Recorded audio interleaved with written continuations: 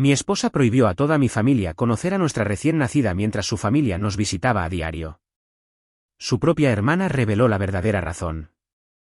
Nuestra hija nació hace 3 semanas, y mi esposa, Isabella, se ha negado a que nadie de mi familia la conozca. Ni mis padres, que viven a 20 minutos. Ni mi hermana, que voló desde la otra punta del país. Ni siquiera mi abuela, que tiene 92 años y puede que no le queden muchas oportunidades.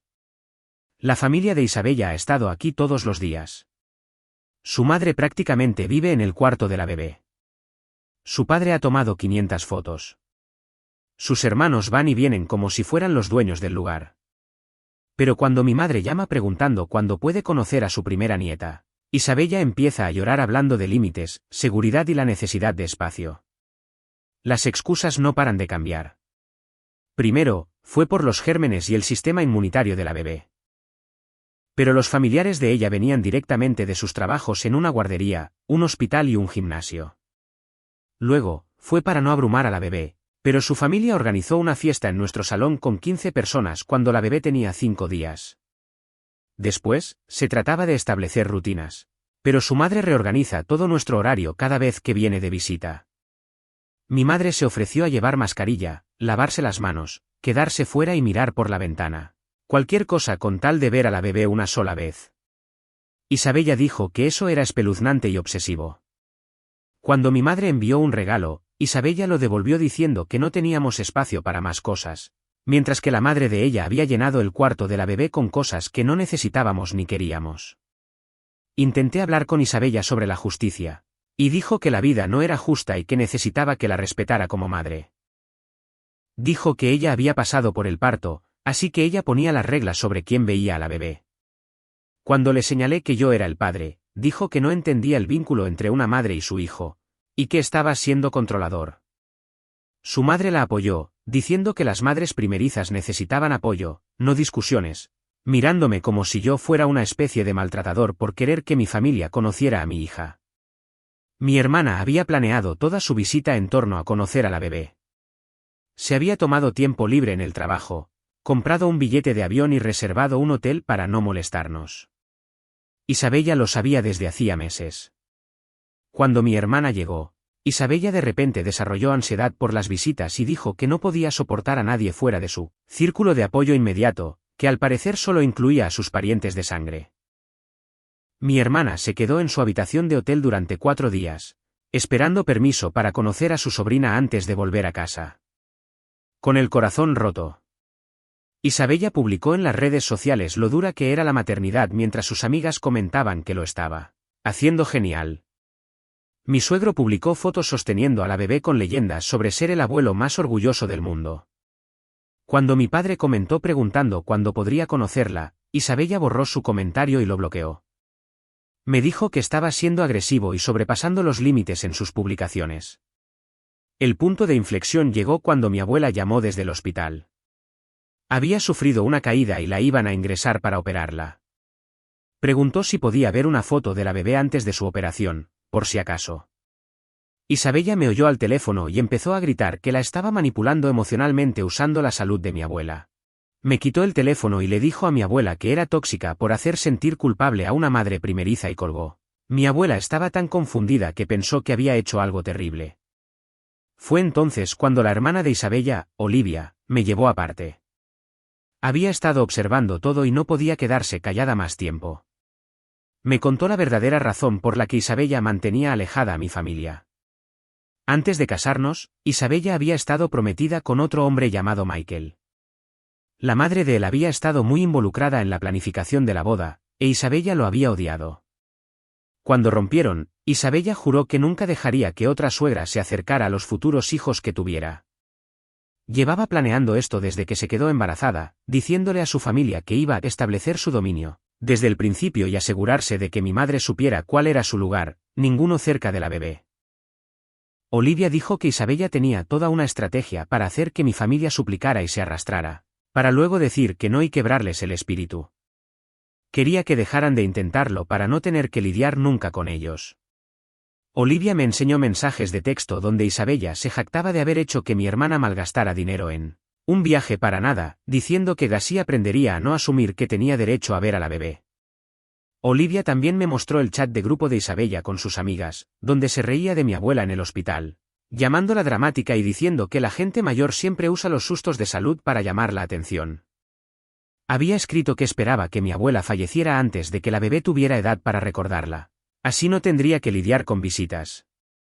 Me enfrenté a Isabella con los mensajes y ella intentó quitarle el teléfono a Olivia para borrarlos. Olivia ya me los había enviado. Isabella gritó que Olivia era una celosa y una traidora a su hermandad. Dijo que estaba eligiendo a mi familia por encima de ella y la bebé. Le dije que estaba eligiendo no permitir que maltratara más a mi familia. Ese día llevé a la bebé a conocer a mis padres. Isabella llamó a la policía diciendo que había secuestrado a nuestra hija. Los agentes preguntaron si yo era el padre. Dije que sí. Dijeron que tenía los mismos derechos para llevar a la bebé a sitios y se fueron. La madre de Isabella apareció en casa de mis padres exigiendo que devolviera a la bebé inmediatamente. Se quedó en el porche gritando mi nombre, exigiendo que le entregara a su nieta de inmediato. Mi padre sostuvo su teléfono con firmeza, grabando cada palabra mientras mi madre se quedaba dentro con la bebé pegada a su hombro. Me paré detrás de la puerta mosquitera y le expliqué con la mayor calma posible que yo era el padre y tenía todo el derecho a traer a mi hija aquí. La cara de la madre de Isabella se puso roja mientras gritaba que yo era un secuestrador, que había robado a la bebé, que Isabella estaba en casa sufriendo un ataque de pánico por lo que yo había hecho. Mi padre siguió grabando, sin decir una palabra, solo documentándolo todo. Amenazó con llamar a su abogado en ese mismo instante. Dijo que se aseguraría de que nunca volviera a ver a mi hija, que Isabella obtendría la custodia total y que tendría suerte si conseguía visitas supervisadas una vez al mes. Mi padre hizo zoom en su cara mientras lanzaba la amenaza, captando cada palabra claramente en el vídeo. Después de 20 minutos de gritos, finalmente volvió a su coche y salió derrapando de la entrada, casi golpeando el buzón al salir. Mis padres y yo nos quedamos allí en silencio por un momento antes de que mi madre me preguntara si estaba bien. No estaba seguro de cómo responder a esa pregunta. Conduje a casa 3 horas después, sabiendo que necesitaba sentarme con Isabella y tener una conversación real sobre nuestro matrimonio, sobre lo que estaba pasando, sobre si podíamos arreglar esto. Cuando entré en nuestro camino de entrada, todas las luces de la casa estaban encendidas y podía ver sombras moviéndose tras las ventanas. Entré por la puerta principal y encontré a toda la familia de Isabella en nuestro salón. Su padre se levantó primero y empezó a gritar antes de que yo siquiera cerrara la puerta. Me llamó secuestrador, dijo que había traumatizado a su hija, exigió saber qué clase de hombre se lleva a un bebé de su madre sin permiso. La madre de Isabella se unió, diciendo que estaba intentando robar a la bebé, que era peligroso, que deberían volver a llamar a la policía. Su hermano me acusó de ser controlador. Su hermana dijo que era un maltratador. Y todos hablaban unos por encima de otros, creando un muro de ruido y rabia. Isabella estaba sentada en medio del sofá, sosteniendo a nuestra hija, con lágrimas corriendo por su cara, mirándome como si yo fuera un extraño que había irrumpido en su casa. Intenté hablar, pero su padre me interrumpió, acercándose y apuntándome con el dedo al pecho. Su madre sacó su teléfono y empezó a grabarme, diciendo que quería pruebas de mi comportamiento agresivo. Me quedé allí con las manos a los lados, sin moverme, sin gritar, simplemente dejando que me atacaran mientras Isabella lloraba y se hacía la víctima. Fue entonces cuando entendí lo que estaba pasando. Ella ya les había contado su versión de los hechos, ya me había pintado como el villano. Ya se había convertido en la madre inocente que protege a su bebé de su marido inestable. Nada de lo que dijera importaría porque ella había llegado a ellos primero. Pregunté si podíamos hablar en privado, e Isabella negó con la cabeza, diciendo que cualquier cosa que tuviera que decir podía decirla delante de su familia. Su madre estuvo de acuerdo, diciendo que Isabella necesitaba su apoyo y protección. Miré a mi esposa sosteniendo a nuestra hija y vi a una extraña devolviéndome la mirada. Su familia no se fue hasta después de medianoche. Cada uno de ellos se aseguró de decirme al salir que me estaban vigilando, que protegerían a Isabella y a la bebé pasara lo que pasara.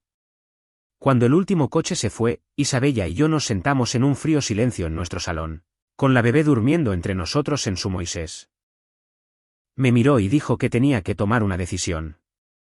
Podía disculparme con toda su familia por lo que había hecho, admitir que me equivoqué al llevarme a la bebé sin su permiso y prometer no dejar que mi familia se acercara a nuestra hija sin su aprobación explícita. O podía negarme y ella se aseguraría de que me arrepintiera el resto de mi vida. Le dije que no me iba a disculpar por dejar que mis padres conocieran a su nieta. Cogió el Moisés, se fue a nuestro dormitorio, cerró la puerta con llave y me dejó solo en el salón. Pasé la noche en el sofá, mirando al techo, escuchando a la bebé llorar a través de las paredes mientras Isabella se negaba a dejarme entrar para ayudar. A la mañana siguiente, la familia de Isabella comenzó su ataque por todos los canales que tenían. Mi teléfono empezó a vibrar antes de las 7 con mensajes de texto de su madre, sus hermanos, su padre, todos diciéndome que tenía que disculparme y arreglar lo que había roto. La madre de Isabella publicó en las redes sociales sobre proteger a los bebés de personas peligrosas, manteniendo la publicación lo suficientemente vaga como para que cualquiera que la leyera llenara los espacios con sus peores miedos. Sus amigas comentaron inmediatamente con apoyo, preguntándole si estaba bien, ofreciéndose a ayudar en lo que fuera. Su padre compartió artículos sobre derechos de los padres y batallas por la custodia, cada uno con una leyenda mordaz sobre padres que intentan controlar a sus familias. Al mediodía, mis propios parientes me estaban llamando, habiendo visto las publicaciones, preguntando si todo estaba bien y qué estaba pasando realmente. Intenté explicarlo, pero sonaba loco incluso para mis propios oídos. Mi esposa no deja que mi familia conozca a la bebé, pero su familia la visita todos los días. Llamó a la policía cuando llevé a nuestra hija a conocer a mis padres. Ahora toda su familia me está atacando en línea y por mensajes de texto. Sonaba como si yo fuera el problema, como si yo fuera el irrazonable. Isabella se negaba a hablarme directamente, enviando toda la comunicación a través de su madre, que llamaba cada pocas horas con nuevos ultimátums y exigencias. Al final del segundo día, tenía más de 100 mensajes entre textos, correos electrónicos y redes sociales, todos pintándome como un padre inestable que había secuestrado a su propia hija. Olivia apareció en mi trabajo durante mi hora de almuerzo, mirando por encima del hombro mientras caminaba por el aparcamiento como si la siguieran. Llevaba su portátil bajo el brazo y preguntó si podíamos hablar en un lugar privado. Nos sentamos en mi coche y abrió un chat de grupo privado en línea que me revolvió el estómago. Isabella había estado documentando su estrategia desde el 6º mes de su embarazo, con consejos de otras mujeres sobre cómo excluir legalmente a los suegros y establecer un control exclusivo sobre el acceso al bebé. Los mensajes se remontaban a meses atrás, mostrando a Isabella investigando las leyes de derechos parentales en nuestro estado, haciendo preguntas sobre cómo construir un caso para que yo pareciera inestable, celebrando cada vez que lograba mantener a mi familia alejada durante las citas con el médico y las visitas al hospital. Una mujer le dijo a Isabella que empezara a documentar todo lo que yo hacía mal, incluso cosas pequeñas, para construir un patrón de comportamiento preocupante. Otra sugirió que Isabella hablara con un abogado antes de que naciera el bebé para entender sus derechos. Isabella había respondido a esa, diciendo que ya había consultado a alguien y sabía exactamente lo que tenía que hacer. Olivia se desplazó por mensaje tras mensaje, mostrando el plan calculado de Isabella para controlar el acceso a nuestra hija. Me tomé un día personal en el trabajo y conduje para reunirme con David Miller, el abogado de derecho de familia que mi hermana había encontrado a través de su investigación sobre derechos parentales. Su oficina estaba en un edificio del centro, del tipo que parecía demasiado caro para mí. Pero ya no tenía otra opción. David revisó todo lo que traje, extendiendo las capturas de pantalla de Olivia sobre su escritorio junto a los mensajes de texto, el informe policial de la falsa denuncia de secuestro de Isabella y el vídeo que mi padre había grabado de la madre de Isabella amenazándome.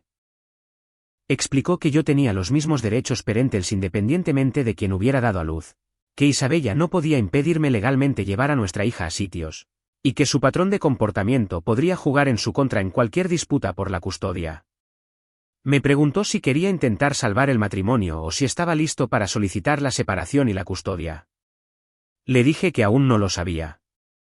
Solo necesitaba entender mis derechos y proteger la capacidad de mi familia para ver a su nieta.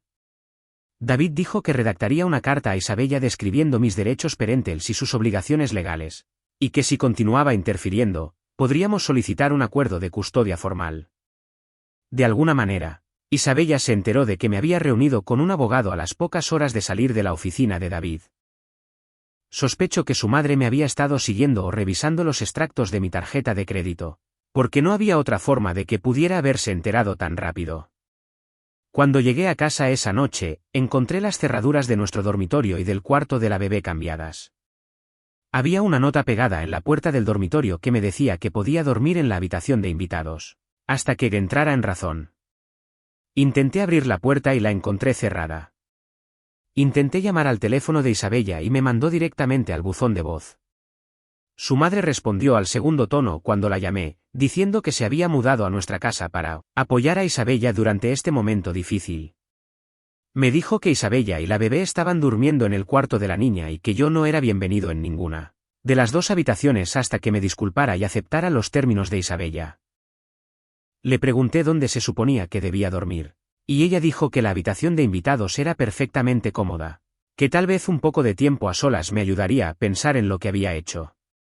Cuando revisé nuestras cuentas bancarias esa noche, descubrí que Isabella había cambiado todas las contraseñas y había movido la mayor parte de nuestro dinero a cuentas que solo estaban a su nombre. Mi madre contactó a un mediador profesional que había encontrado a través de nuestra iglesia, con la esperanza de que pudiéramos resolver esto antes de que se convirtiera en una batalla legal completa. Sorprendentemente, Isabella aceptó reunirse siempre y cuando su madre pudiera asistir. La sesión de mediación tuvo lugar en una oficina neutral en un edificio cerca del juzgado. Nos sentamos alrededor de una mesa de conferencias, yo y mis padres a un lado, Isabella y su madre al otro, con el mediador en la cabecera tratando de facilitar la conversación. En 15 minutos, quedó claro que esto era un desastre. La madre de Isabella dominó la conversación, interrumpiendo al mediador, hablando por Isabella, rechazando cada sugerencia antes de que Isabella pudiera siquiera responder. El mediador tuvo que pedirle repetidamente que dejara hablar a Isabella por sí misma. Pero Isabella solo lloraba y repetía que yo había traicionado su confianza. Mis padres ofrecieron compromisos, diciendo que aceptarían visitas supervisadas, reuniones cortas, lo que Isabella necesitara para sentirse cómoda.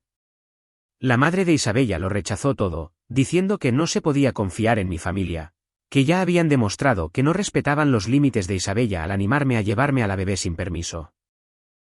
Isabella asentía a todo lo que decía su madre, sin contradecirla nunca, sin ofrecer sus propias ideas. El mediador finalmente sugirió que nos tomáramos un descanso, y cuando volvimos, Isabella y su madre anunciaron que se iban porque esto era claramente una pérdida de tiempo. 2 días después de la fallida mediación, alguien entró en mi oficina en el trabajo con un sobremanila con mi nombre. Me entregaron documentos legales allí mismo, delante de mis compañeros de trabajo. Isabella había solicitado una orden de custodia de emergencia alegando que yo había secuestrado a nuestra hija, exhibido un comportamiento inestable y amenazante, y que temía por la seguridad de la bebé a mi cuidado. La petición incluía declaraciones de su madre y 2 de sus amigas describiéndome como controlador y agresivo, pintando una imagen de mí que no era cierta, pero que sonaba terrible sobre el papel. Le reenvié los documentos a David inmediatamente y me llamó en cuestión de minutos, con la voz tensa por la urgencia. Me dijo que necesitábamos responder rápidamente, que la audiencia de emergencia estaba programada en solo 5 días, y que necesitábamos reunir todas nuestras pruebas y prepararnos para el tribunal. La audiencia de custodia de emergencia tuvo lugar en una pequeña sala de tribunal con luces fluorescentes y sillas incómodas. El abogado de Isabella la presentó como una madre primeriza asustada, protegiendo a su bebé de un padre inestable, usando sus declaraciones y el testimonio de su madre para construir una narrativa de mí como peligroso e impredecible. Luego David se levantó y presentó los mensajes de texto que Olivia había proporcionado, mostrando el plan premeditado de Isabella para excluir a mi familia. La jueza se puso sus gafas de leer y repasó las propias palabras de Isabella sobre quebrarles el espíritu y hacerles suplicar y arrastrarse. Levantó la vista hacia Isabella con clara desaprobación y le preguntó a la abogada de Isabella si era consciente de que su clienta había documentado sus intenciones de manipular el acceso a la custodia. La cara de Isabella se puso blanca mientras la jueza continuaba leyendo los mensajes. La jueza leyó en voz alta el mensaje donde Isabella se reía de que mi abuela estuviera en el hospital, llamándola dramática y diciendo, la gente mayor siempre usa los sustos de salud para llamar la atención. Luego leyó la parte donde Isabella escribió que esperaba que mi abuela falleciera antes de que la bebé tuviera edad para recordarla para no tener que lidiar con visitas. La sala quedó en silencio. El abogado de Isabella intentó interrumpir a la jueza, diciendo que los mensajes eran conversaciones privadas, no destinadas a procedimientos legales, pero la jueza levantó la mano y siguió leyendo.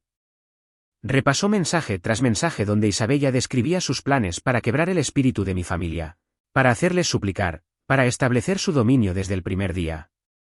Cuando terminó de leer, se quitó las gafas y miró directamente a Isabella con una expresión que hizo que hasta la madre de Isabella dejara de hablar. La jueza denegó por completo la solicitud de custodia de emergencia y dijo que no había pruebas de que yo supusiera ningún peligro para nuestra hija. Luego ordenó un acuerdo de custodia temporal en el que cada uno tendría a la bebé durante 3 días seguidos, hasta que pudiera celebrarse una audiencia completa. Isabella comenzó a llorar de inmediato, sollozos fuertes que resonaron en la pequeña sala del tribunal. Pero la jueza no había terminado. Ordenó que ambos asistiéramos a terapia familiar 2 veces por semana con una terapeuta que ella asignaría, y le advirtió a Isabella muy claramente que las declaraciones documentadas sobre excluir deliberadamente a mi familia podrían considerarse alienación parental si este patrón continuaba. La madre de Isabella se levantó y comenzó a discutir con la jueza, diciendo que las madres primerizas necesitaban protección y apoyo, no castigo, y que si el tribunal no entendía lo vulnerable que estaba Isabella después de dar a luz. La jueza le dijo que se sentara o sería retirada de la sala. El abogado de Isabella hizo que su madre volviera a sentarse mientras Isabella seguía llorando, y pude ver a David a mi lado tomando notas de todo lo que estaba sucediendo. La jueza fijó una fecha para la audiencia de custodia completa 6 semanas después y nos dijo a ambos que debíamos seguir el horario de 3 días exactamente. Sin excepciones, sin flexibilidad, sin la aprobación del tribunal. Salimos por salidas diferentes y me senté en mi coche en el aparcamiento durante 20 minutos solo para procesar lo que había sucedido. 3 días después, conduje a un edificio de oficinas en el centro para nuestra primera sesión de terapia obligatoria con la doctora Eleanor Vance. La sala de espera tenía sillas incómodas y revistas viejas, e Isabella ya estaba allí con su madre sentada a su lado, tomándole la mano. La doctora Vance nos llamó a su despacho. Una pequeña habitación con 2 sofás enfrentados y una silla donde se sentaba con un bloc de notas. La madre de Isabella intentó seguirnos, pero la doctora Vance la detuvo en la puerta, diciendo que esto era solo para los padres. La sesión comenzó con la doctora Vance pidiéndonos a cada uno que describiéramos qué nos había traído allí, e Isabella inmediatamente se echó a llorar y a hablar de lo duro que fue el parto, de lo abrumada que se sentía, de que nadie entendía por lo que pasaban las madres primerizas. Habló durante probablemente 20 minutos sobre su experiencia en el parto, sobre las noches sin dormir, sobre lo aterrador que era ser responsable de un ser humano diminuto. La doctora Vance escuchó pacientemente, asintiendo ocasionalmente, tomando notas. Luego le preguntó a Isabella directamente sobre los mensajes de texto que describían su plan para excluir a mi familia, y toda la actitud de Isabella cambió. Dejó de llorar y dijo que esos mensajes se sacaron de contexto, que solo se estaba desahogando con amigas como hacen todas las madres primerizas, que todo el mundo dice cosas que no siente cuando está estresado. ¿La doctora Vance preguntó qué contexto haría aceptable desear que la abuela de alguien muriera, y la cara de Isabella se puso roja. Dijo que la doctora Vance estaba parcializada contra las madres, que se suponía que los terapeutas debían ser un apoyo, que estaba tergiversando las palabras de Isabella para hacerla quedar mal.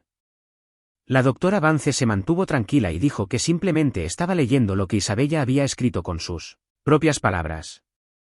Isabella se cruzó de brazos y se negó a hablar durante el resto de la hora, y la doctora Vance lo documentó en sus notas. Mi teléfono sonó mientras estaba en el trabajo 2 días después, y el nombre de Olivia apareció en la pantalla. Hablaba rápido, con la voz temblorosa, diciendo, «Necesitas saber lo que acaba de pasar».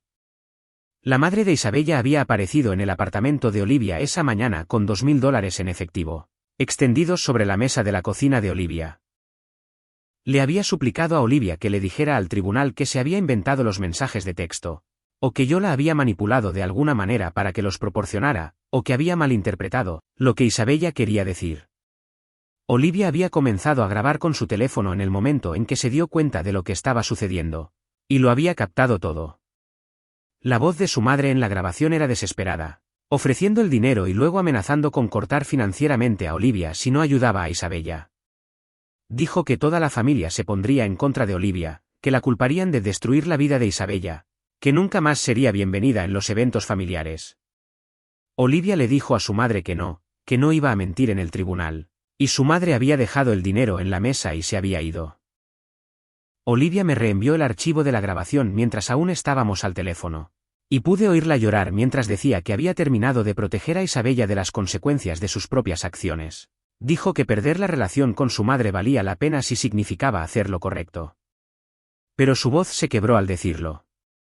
El primer día de mi periodo de custodia de 3 días bajo la orden judicial se sintió como la mañana de Navidad, cuando era niño. Recogí a nuestra hija de la casa de la madre de Isabella, donde se habían estado quedando, e Isabella me la entregó sin mirarme. Conduje directamente a la casa de mi abuela, donde se estaba recuperando en casa de su cirugía. Toda mi familia ya estaba allí, esperando. Y cuando entré con la bebé, mi abuela empezó a llorar.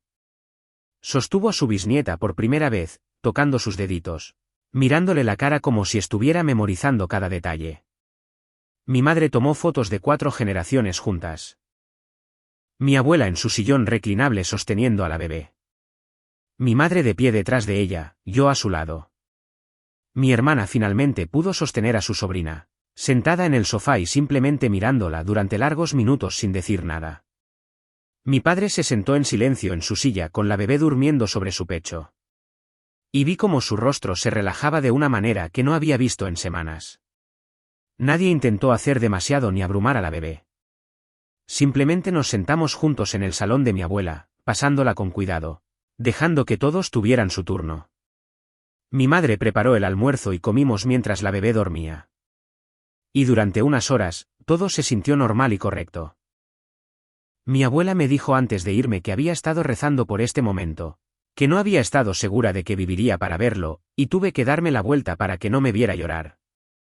Los 3 días con mi familia pasaron demasiado rápido, y llegó la noche del domingo cuando se suponía que debía devolverle la bebé a Isabella. Conduje hasta nuestra casa a la hora acordada, las 6, pero el coche de Isabella no estaba en la entrada. Llamé a su teléfono y fue directo al buzón de voz. Le envié un mensaje de texto preguntándole dónde estaba y no obtuve respuesta. Me senté en mi coche con la bebé en su silla de auto detrás de mí, esperando, revisando mi teléfono cada pocos minutos. Pasaron las 7, luego las 8. Finalmente, a las 8:15, la madre de Isabella me envió un mensaje de texto diciendo que Isabella no estaba lista para recibir a la bebé todavía, y que yo necesitaba ser más flexible con el horario. Hice capturas de pantalla de todo con marcas de tiempo, las llamadas sin respuesta, los mensajes de texto, la hora que mostraba mi teléfono. Luego llamé a David y respondió al segundo tono. Me dijo que contactara la línea de no emergencia de la policía para reportar una violación de la orden de custodia, que necesitaba documentar esto oficialmente. Hice la llamada mientras estaba sentado en mi entrada y el despachador dijo que enviarían oficiales a la ubicación de Isabella. 2 agentes de policía aparecieron en nuestra casa unos 30 minutos después. Yo había conducido hasta allí y estaba esperando fuera cuando llegaron, y llamaron a la puerta mientras yo estaba en la acera sosteniendo a la bebé. La madre de Isabella abrió e inmediatamente comenzó a hablar de cómo las madres tienen más derechos que los padres, como el horario era demasiado rígido, como Isabella necesitaba más tiempo. Una de las oficiales era una mujer y cortó a la madre de Isabella a mitad de frase. Explicó muy claramente que la orden de custodia era un mandato judicial, no una sugerencia, y que Isabella debía cumplir de inmediato. La madre de Isabella argumentó que el tribunal no entendía lo que necesitaban las madres primerizas, y la oficial le dijo que continuar violando la orden podría resultar en cargos por desacato al tribunal. Isabella finalmente apareció en la puerta. Sus ojos estaban rojos de llorar y la oficial le preguntó si se negaba a tomar la custodia de su hija a la hora ordenada por el tribunal. Isabella extendió los brazos hacia la bebé, se la entregué, y Isabella comenzó a llorar dramáticamente mientras la sostenía. Los oficiales documentaron todo en su informe, anotando la hora, el retraso, las declaraciones de la madre de Isabella. Nos dijeron a ambos que el próximo intercambio debía ocurrir a tiempo o habría consecuencias legales, y se fueron. Nuestra siguiente sesión de terapia ocurrió 3 días después y la doctora Vance comenzó diciendo que había revisado sus notas de nuestra primera sesión y tenía algunas recomendaciones. Miró a Isabella y dijo que recomendaba terapia individual para abordar lo que había identificado como problemas de control derivados de un trauma en una relación pasada. La cara de Isabella se puso pálida y comenzó a interrumpir, pero la doctora Vance siguió hablando. Dijo que había notado patrones preocupantes en cómo Isabella usaba a la bebé como un arma contra mi familia y que, si bien sus sentimientos sobre la madre de su ex eran válidos, ahora estaba castigando a personas que no tenían nada que ver con esa situación. Explicó que Isabella estaba usando a nuestra hija para saldar viejas cuentas emocionales de una relación completamente diferente y que eso no era saludable para nadie. Isabella se levantó y dijo que la doctora Vance no entendía nada, que se suponía que debía ayudar pero solo estaba empeorando las cosas. La doctora Vance se mantuvo tranquila y dijo que estaba tratando de ayudar a Isabella a ver los patrones en su comportamiento antes de que dañaran permanentemente su relación con su hija. Isabella cogió su bolso y salió de la sesión a mitad de camino, dejándome sentado allí solo con la doctora Vance. La doctora Vance escribió algo en sus notas y dijo que documentaría esto en su informe al tribunal. Durante las siguientes 2 semanas, comencé a notar grietas en el sistema de apoyo familiar de Isabella. Olivia se había puesto completamente de mi lado y se había mudado de la casa de sus padres a un apartamento, con una compañera de piso. Luego Ethan, el hermano menor de Isabella, comenzó a enviarme mensajes de texto en privado, diciendo que pensaba que su hermana había ido demasiado lejos. Dijo que había intentado hablar con Isabella sobre un compromiso, y ella le había gritado que la estaba traicionando, que todos estaban en su contra, que ella era la víctima en todo esto. Ethan me dijo que su padre se estaba cansando del drama y solo quería que Isabella llegara a un acuerdo de custodia razonable para que la familia pudiera seguir adelante. La madre de Isabella se estaba quedando cada vez más aislada en su apoyo a la posición extrema de Isabella. Incluso algunas de las amigas de Isabella habían dejado de comentar en sus publicaciones en las redes sociales, y las que comentaban sugerían que considerara la terapia o la mediación. Ethan me envió capturas de pantalla del chat de grupo familiar donde su padre había escrito que Isabella necesitaba aceptar la realidad y dejar de pelear una batalla que ya había perdido. Isabella había respondido abandonando el chat de grupo por completo. Mi teléfono vibró con un mensaje de texto de Isabella preguntando si podíamos vernos a solas. Sin abogados, sin familia. Acordamos encontrarnos en un aparcamiento cerca de nuestra casa, territorio neutral donde ninguno de los dos se sentiría emboscado. Llegué primero y me senté en mi coche a esperar, y cuando ella se detuvo a mi lado, parecía agotada. Ambos salimos y nos sentamos en su coche porque estaba lloviendo. Y durante unos minutos, ninguno de los dos dijo nada. Luego Isabella comenzó a hablar, con la voz baja y temblorosa. Dijo que había tenido miedo desde que se quedó embarazada de que perdería el control como le pasó con la madre de Michael. Que ver la emoción de mi familia había desencadenado todos esos viejos sentimientos de estar abrumada y sin poder. Admitió que la madre de Michael se había apoderado de todo, la planificación de la boda, sus vidas, y que había sido sofocante. Cuando rompieron, se había prometido a sí misma que nunca volvería a permitir que eso sucediera. Pero ahora se daba cuenta de que se había ido demasiado lejos en la otra dirección. Le dije que entendía que las experiencias pasadas dolieran, que entendía por qué tenía miedo. Pero nuestra hija merecía conocer a ambas familias. Dije que no podía seguir casado con alguien que usaría a nuestra hija como un arma para herir a las personas que amaba. Que no podía verla castigar a mi familia por cosas que la madre de Michael había hecho. Ambos lloramos sentados allí en su coche mientras la lluvia golpeaba el parabrisas. Isabella dijo que no sabía si podía cambiar lo suficiente como para que este matrimonio funcionara, y yo dije que tampoco lo sabía. 6 semanas después de la audiencia de emergencia, volvimos al tribunal para la audiencia de custodia completa. Esta vez, ambas partes tenían casos completos preparados con pruebas, declaraciones de testigos y recomendaciones profesionales. El abogado de Isabella presentó su versión primero, centrándose en el vínculo, la lactancia y el instinto materno. Luego David presentó nuestras pruebas, incluida la nueva grabación de la madre de Isabella intentando sobornar a Olivia, el informe policial de la violación de la custodia y las notas detalladas de la doctora Vance sobre Isabella, abandonando la terapia. El informe escrito de la doctora Vance recomendaba la custodia equitativa con intercambios estructurados. Señalaba el progreso de Isabella al comenzar a reconocer sus problemas de control, pero también documentaba su continua resistencia a permitir que mi familia tuviera acceso no supervisado a la bebé. La jueza leyó todo con atención, tomándose su tiempo, haciendo preguntas sobre incidentes específicos y detalles de la cronología. Luego estableció un acuerdo de custodia permanente en el que cada uno tendría a la bebé durante semanas alternas, permitiendo que ambas familias la visitaran durante nuestros respectivos tiempos de custodia sin requerir el permiso del otro padre. Isabella comenzó a llorar de nuevo, pero no discutió, y su abogado dijo que cumplirían con la orden. Comencé a ir a mis sesiones de terapia individual todos los martes por la noche e Isabella iba a las suyas los jueves por la tarde con un terapeuta diferente que el tribunal había aprobado. ¿La doctora? Vance siguió trabajando con ambos por separado, comprobando cómo estábamos manejando el acuerdo de custodia y si estábamos progresando en los problemas que nos habían llevado al tribunal. Unas 6 semanas después del nuevo horario, la doctora Vance me llamó después de una de sus sesiones con Isabella y me preguntó si podíamos tomar un café, para hablar de algo extraoficialmente. Nos sentamos en un rincón tranquilo de una cafetería cerca de su oficina, y me dijo que Isabella finalmente estaba haciendo un trabajo real sobre su trauma con Michael en lugar de simplemente culpar a todos los demás por sus problemas. Dijo que Isabella había pasado semanas desviando la atención y poniendo excusas, pero que algo había cambiado recientemente, y estaba comenzando a reconocer cómo había recreado la dinámica de control exacta que había odiado, solo que esta vez era ella quien tenía todo el poder. ¿La doctora? Vance no podía compartir detalles específicos debido a la confidencialidad, pero quería que supiera que Isabella estaba haciendo un progreso genuino y que podría ser capaz de ser una buena CEO madre eventualmente.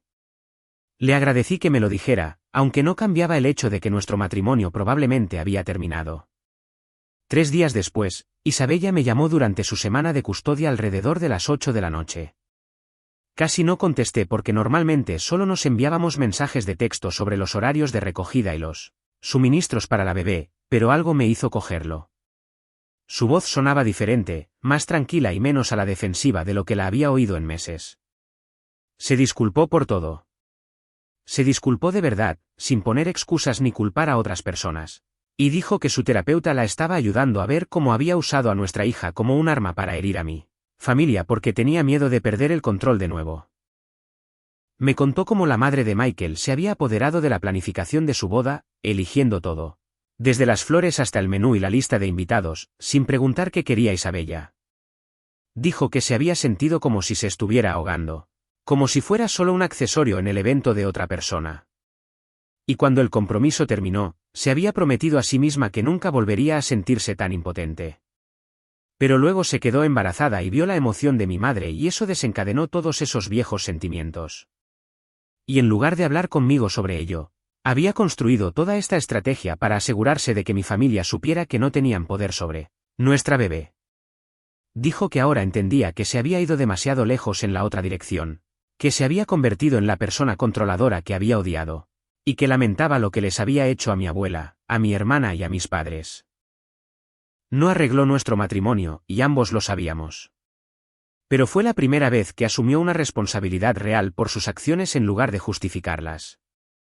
2 semanas después, ambas familias se sentaron juntas en la oficina de la doctora Vance para una sesión de mediación para establecer límites claros y un horario de visitas ahora que el acuerdo de custodia era permanente. La madre de Isabella apareció con aspecto tenso e infeliz y mis padres entraron con aspecto cauteloso pero esperanzado. La doctora Vance comenzó explicando que necesitábamos crear reglas que funcionaran para todos y que ambas partes tendrían que ceder. La madre de Isabella dijo inmediatamente que debería poder visitar cuando quisiera durante las semanas de custodia de Isabella porque era la abuela materna y tenía un vínculo especial con la bebé. ¿La doctora? Vance la redirigió suavemente y dijo que ese era exactamente el tipo de pensamiento que había causado problemas, que ambos abuelos tenían la misma importancia en la vida de la bebé. Pasamos 2 horas elaborando un horario en el que ambos grupos de abuelos pudieran visitar durante nuestras respectivas semanas de custodia, pero todos necesitaban llamar primero y respetar si decíamos que no era un buen momento. A la madre de Isabella fue a la que más le costó aceptar los límites, argumentando que ella había estado allí desde el primer día y no debería ser tratada igual que mis padres, que habían sido excluidos. Pero Isabella de hecho respaldó los límites que estábamos estableciendo, diciéndole a su madre que podía visitar durante las semanas de Isabella, pero que necesitaba llamar antes y ya no podía simplemente aparecer. Mis padres aceptaron las mismas reglas sin discutir y creamos un calendario compartido en nuestros teléfonos, para que todos supieran el horario y no hubiera confusión sobre quién tenía a la bebé y cuándo. Durante mis semanas de custodia, mi familia se acomodó en una rutina cómoda en la que mis padres venían a cenar 2 veces por semana, generalmente los martes y viernes por la noche. Mi hermana comenzó a hacer videollamadas desde la otra punta del país todos los domingos por la mañana para ver a la bebé y hablar conmigo sobre cómo iban las cosas. Mi abuela visitaba todos los domingos por la tarde, sentada en mi salón, sosteniendo a su bisnieta y contando historias de cuando mi padre era joven. La bebé prosperaba con el tiempo regular con ambas familias, y podía ver cómo comenzaba a reconocer a diferentes personas y a responder a caras familiares. Sonreía cuando mi madre la cogía y alcanzaba las gafas de mi padre, y se había acostumbrado a la suave voz de mi abuela durante esas visitas dominicales. Mi madre me dijo una noche mientras limpiábamos después de la cena que estaba agradecida de que hubiéramos luchado por esto, aunque nos hubiera costado el matrimonio, porque nuestra hija crecería sabiendo que era amada por todos, no solo por un lado de su familia. 6 meses después de aquel terrible día en que llevé por primera vez a la bebé a conocer a mis padres, vivía en mi propio apartamento a unos 15 minutos de nuestra antigua casa. Isabella y yo habíamos desarrollado una relación de paternidad funcional que era mejor de lo que había sido nuestro matrimonio hacia el final, probablemente porque ya no intentábamos estar casados y podíamos centrarnos simplemente en criar a nuestra hija. Intercambiábamos a la bebé todos los domingos por la noche a las 6, encontrándonos en el aparcamiento de un parque a medio camino entre nuestros lugares. Los traspasos solían ser rápidos y sin dramas. Solo actualizaciones sobre el horario de la bebé y cualquier suministro que necesitara ser repuesto. Ambas familias tenían acceso regular durante nuestras respectivas semanas y ya nadie necesitaba el permiso del otro padre porque la orden judicial había resuelto esa cuestión permanentemente. Isabella incluso se había disculpado directamente con mi abuela, llamándola una tarde y diciéndole que lamentaba las cosas crueles que había dicho cuando mi abuela estaba en el hospital. Mi abuela había llorado y la había perdonado de inmediato porque así es ella. Nuestra hija crecería en 2 hogares en lugar de uno, pasando la mitad de su tiempo conmigo y mi familia y la otra mitad con Isabella y la suya. No era la vida que había imaginado cuando nos casamos y planeamos tener hijos juntos. Pero sabría que ambas familias la amaban y querían ser parte de su vida. A veces, ese es el mejor resultado que puedes esperar cuando los adultos cometen errores que no se pueden deshacer. Cuando el daño a un matrimonio es demasiado profundo para repararlo, pero aún puedes construir algo funcional para tu hijo. Estaba triste de que nuestro matrimonio no hubiera sobrevivido. Triste de que mi hija creciera yendo y viniendo entre 2 hogares en lugar de tener a sus 2 padres juntos. Pero estaba orgulloso de haber defendido el derecho de mi familia a conocer a su nieta. Orgulloso de no haberme echado atrás cuando Isabella intentó usar a nuestra bebé como un arma.